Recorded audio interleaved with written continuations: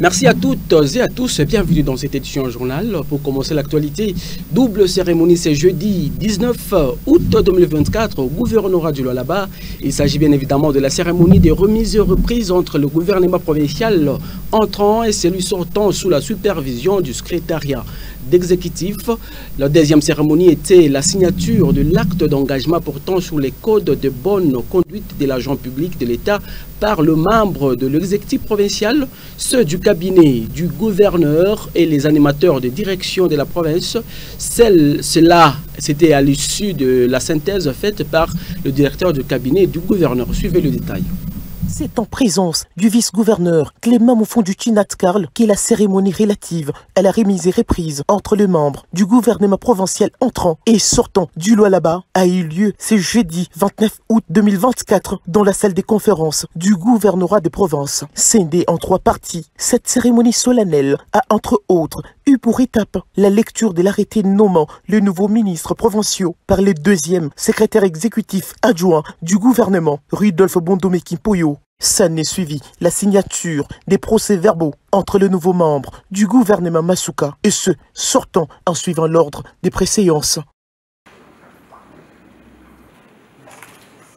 L'autre étape importante était la signature de l'acte d'engagement devant la gouverneure des provinces, Fifi Masuka Saini, portant sur les codes de conduite de l'agent public de l'État après la synthèse faite par les directeurs des cabinets du gouverneur Jean-Pierre Koubouya. C'est donc dans le souci de respecter, de se conformer à la loi que son Excellence, Madame le Gouverneur, a décidé, en tant que chef de l'exécutif provincial, que les ministres de son gouvernement, les membres de son cabinet, les membres du secrétariat exécutif, ainsi que les directeurs ici présents, puissent prendre devant elles cet engagement écrit de se conformer aux valeurs de compétences et d'éthique professionnelle consacrées par le décret loi susmentionné. La gouverneure de Provence a exhorté chacun à travailler d'arrache-pied pour mériter davantage sa confiance. Fifi Masuka Saini s'est apaisantie aussi sur la ponctualité, l'humilité, les respects de la hiérarchie et l'amour du travail pour lui permettre d'atteindre les objectifs lui assignés par les présidents de la République, Félix Antoine Tshisekedi Tshilombo et le peuple lualabais. Pour que le travail soit fait dans le respect. Quand nous travaillons sans se dire qu'il y a la discipline que nous devons appliquer, chacun de nous fait les choses comme il le veut. Nous voulons de ces quinquennats, nous voulons de travailleurs, des agents de l'État, comme nous le sommes tous assidus dans le travail. Que chacun puisse faire son travail. Qu'on ne puisse pas attendre qu'on puisse vous appeler pour faire quelque chose. Soyez les agents publics qui œuvrent pour le développement de la province du Lualaba et qui œuvrent pour le développement de la République démocratique du Congo. Soyons pilotes dans notre travail, soyons sérieux dans ce que nous faisons, ainsi nous serons des exemples pour la République comme le président le fait pour moi. Certes, c'est le travail qui a été fait par tout le monde, mais chaque travail a un capitaine ou une capitaine que je suis. Donc je vous demande vraiment de suivre ce qui est écrit, de vous conformer pour que nous puissions mieux travailler et que le travail ne soit pas seulement sur 2 ou 3 personnes. Ministres, membres de cabinet, directeurs, conseillers, pourquoi pas le jardinier ou ceux qui nettoient nos bureaux. Que la discipline soit de rigueur. Cela permettra que nous puissions montrer de quoi nous sommes capables. Après cette grande cérémonie collective, les ministres désormais en fonction occuperont leurs bureaux respectifs dans les heures qui suivent, sous la supervision du secrétaire exécutif du gouvernement provincial, Jules Kabouit. La gouverneure du Lualaba prépare ce jeudi 19 août 2024 à un atelier organisé par l'entreprise Métalcol du groupe ERG Africa. Ces assises de 24 heures ont porté sur la promotion du transfert de compétences et le développement durable pour les entreprises. C'était l'occasion pour Fifi Masuka Saini de partager son expérience, d'encourager les jeunes de sa province à avoir l'humilité, patience, l'honnêteté dans l'entrepreneuriat afin de contribuer à l'émergence de la province cobaltifère. C'est un élément qui a été proposé par la presse du gouvernorat. La promotion de transfert des compétences et les développements durables pour les entreprises est le thème d'un atelier organisé par l'entité Métalcol du groupe Eurasian Resources en Afrique. La gouverneure du Lualaba était l'invitée de marque de ces assises de 24 heures. Nicolas Triam, président-directeur de RG Africa, a fait savoir que cet atelier a pour objectif le développement des entrepreneurs, les infrastructures et les business locaux. Nous souhaitons valoriser les talents locaux à travers une dynamique collaboratrice et multisectorielle telle que l'agriculture, l'énergie, les infrastructures.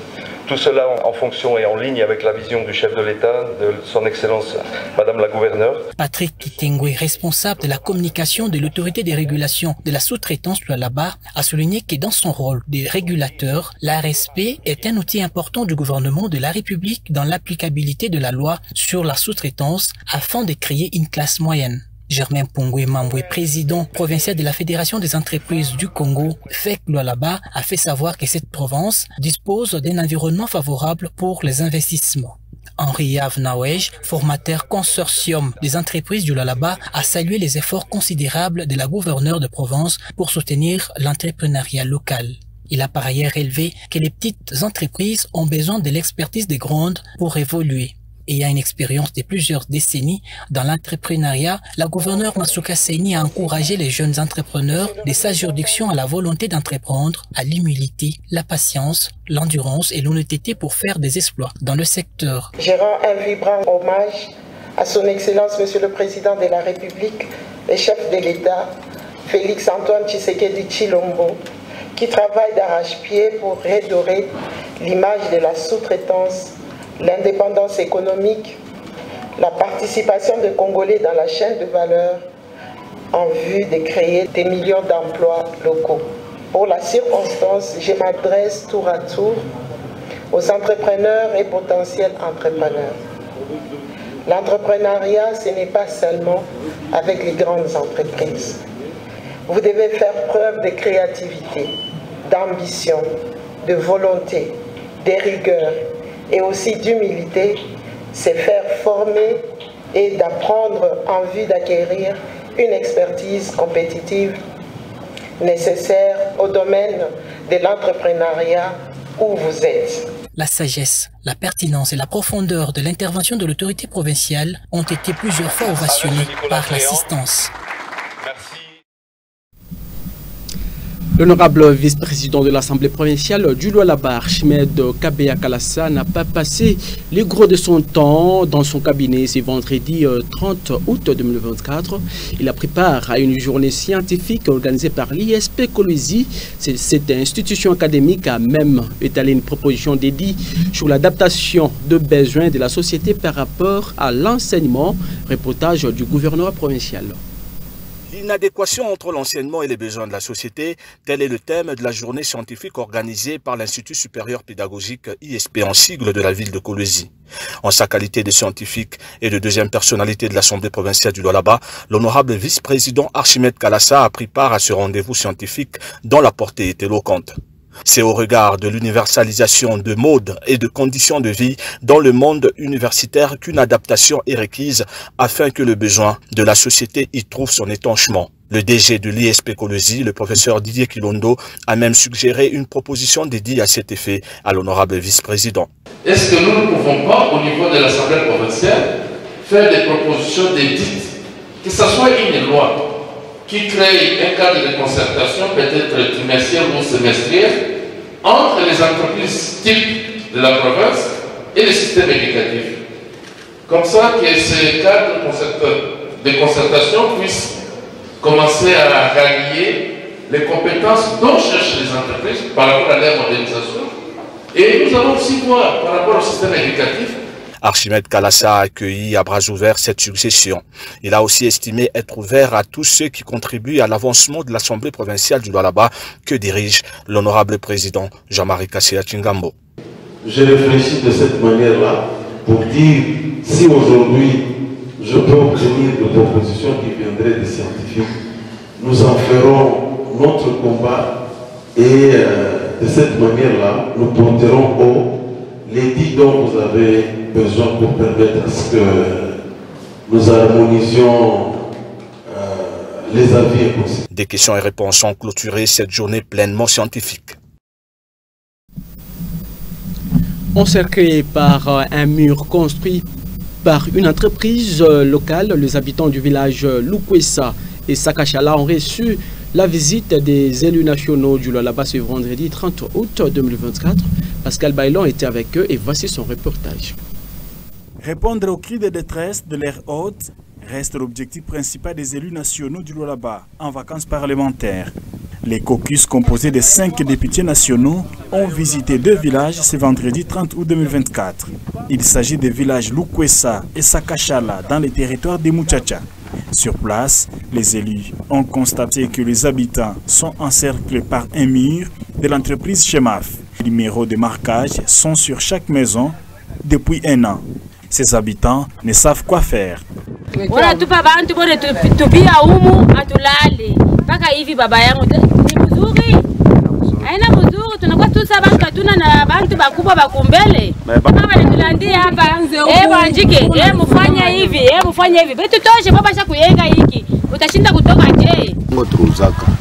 Tunayenga juu ya kuikala na batoto tenke na she barituzala kwa bazazi kuikala pa mampango wa bazazi na she tunakomea na ngarase tuikale afashe tuna batoto waka hivi turuzaka tunakuwa kushituka banaenga clôture ni Chemaf tina leo tunekala ti na hivi banakuwa kuweka mama numero bena ni localize tunekala hapo ya kwa ta samfra hapo ya kwa ta difra ya kusema banatukaburia hainako tina leo hivi tuko hapo.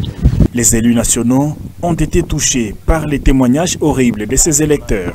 Après avoir récolté leurs doléances, les caucus est allé rencontrer les répondants directs des Chemaf. Le directeur général absent, les élus nationaux ont expliqué aux agents trouvés sur place les problèmes de ses habitants. À l'issue de la visite, le président du caucus, l'honorable Alain Kantenga, tout comme ses collègues, sont déçus. La population nous a dit c'est l'entreprise Chemaf qui a clôturé et qui a mis des numéros sur nos maisons. Nous avons cherché à savoir pourquoi vous ne quittez pas. Mais cette population attend être délocalisée. Mais lorsqu'on parle de la délocalisation, cela engendre des conséquences financières. Il faut payer ces gens-là. Hein? Ce sont des gens qui sont restés à cet endroit pendant des années et des années. Et quand l'entreprise arrive et que l'entreprise a besoin d'exploiter cet espace, il faut délocaliser ces gens-là, il faut les payer. C'est pas sérieux ça. Dans ces 2 villages, une centaine de familles sont encerclées par Chemaf il y a de cela 12 mois. Ces élus promettent d'aller plus loin afin que ces Lualabais se retrouvent dans leurs droits. L'explication, nous dénonçons encore le comportement de certains services de l'État parce que les enfants des chefs Lukwesa ont été arrêtés 2 mois au cachot et 1 mois à la prison centrale de Dilala. Mais ce n'est pas sérieux ça. Les Congolais sont chez eux, les Lualabais sont chez eux. Que ces expatriés qui viennent s'installer chez nous et qui veulent exploiter les minéraux des Congolais, des Lualabais, doivent respecter les autochtones, les indigènes.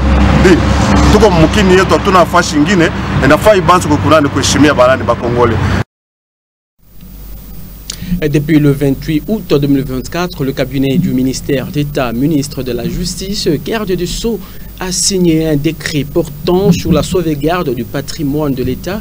Chris Mulunga rencontre un économiste et nous donne sa version. C'est une réforme majeure du ministère de la Justice qui vise à mettre fin à la prédation des biens publics à travers les saisies intempestives et qui mettent en péril les tissus économiques, a renchéri Serge Issazou, économiste de son État. Ce sont des biens qu'on ne peut pas toucher. On s'est rendu compte que les patrimoines de l'État sont des biens qui ne peuvent pas être touchés. L'État aujourd'hui est traîné en justice pour des bêtises, parfois des choses qui n'existent pas, des charges qui n'existent même pas. La majeure de la population constatant que la SNEL n'est pas à mesure de fournir une bonne énergie M. Serge Issazou veut une amélioration, pas la privatisation. La SNEL ne doit pas être décisif. La SNEL, c'est un patrimoine public de l'État. C'est une entreprise publique de l'État qui est là pour générer des revenus qu'on peut redistribuer à tout le monde. On redistribue ça dans les comptes du Trésor, on en bénéficie. Économiquement, toutes les couches de population en bénéficient. Et même les démunis en bénéficient. Et pourquoi est-ce qu'il faut déposséder une entreprise d'une utilité, comment on peut dire, économique tellement importante? Il ajoute en disant que ce sont des politiciens qui sont à la base de ces malheurs des Congolais, des détourneurs intelligents et sans pitié de la génération future. Ce sont les hommes qui font des entreprises publiques n'importe quoi. Ce sont les gens qui jouent des rôles, qui ont des postes à responsabilité, qui font n'importe quoi avec ces entreprises. Et ça n'existe pas au monde qu'en RDC. C'est comme si on rend un pays, notre pays, un environnement incertain. Là où il y a des extraterrestres qui essaient de déposséder l'État et qui font n'importe quoi, en toute impunité. Et ça fait mal. Parce que la justice, quand je vois les ministres de justice essayer un peu de se battre, pédagogiquement, c'est pour donner des leçons aux gens. Ce n'est pas qu'il le fait aussi, c'est pour que nous puissions remettre notre pays sur les rails. C'est pas correct ce qui se passe ici, c'est inadmissible. Nous vivons des choses, des insolites chaque jour. Déjà impossible de posséder l'État. On minimise les actions, on fait ceci, on met à genoux notre État et ce n'est pas correct. Ça c'est une trahison. C'est une autre trahison, c'est un crime économique. Quand on dépossède l'État, on fait des procès bidons pour déposséder les actions et les patrimoines de l'État, les ressources de l'État. Ce n'est pas correct pour des fins personnelles. Non, non, ce ne sont pas des fins utiles, c'est personnel. Et c'est privé, c'est égoïste. Et moi je suis d'accord, je soutiens les ministres, ce qu'ils viennent de faire. Je les soutiens, je les soutiendrai encore et encore et encore. Moi je les soutiendrai. Ici de noter que le décret loi numéro 24/04 portant sauvegarde du patrimoine des entreprises publiques, des établissements publics et services publics est entré en vigueur ce 28 août 2024. Sur proposition des comités provinciaux du ministère de l'Éducation et initiation à la nouvelle citoyenneté de Lualaba 1 et 2, le Conseil a jugé que le frais à percevoir dans les écoles sont le minerval, le frais de bulletin scolaire, le frais de fonctionnement, le frais d'appui, le frais technique, le frais d'internat, de participation aux épreuves certificatives. Et ces frais sont obligatoirement fixés en francs congolais. Les détails, vous aurez à suivre dans nos prochaines éditions. Et voilà tout pour la grande édition. Monsieur Gédam, merci pour votre fidélité, surtout de l'avoir suivi. Moi, je vous dis au revoir et à la prochaine.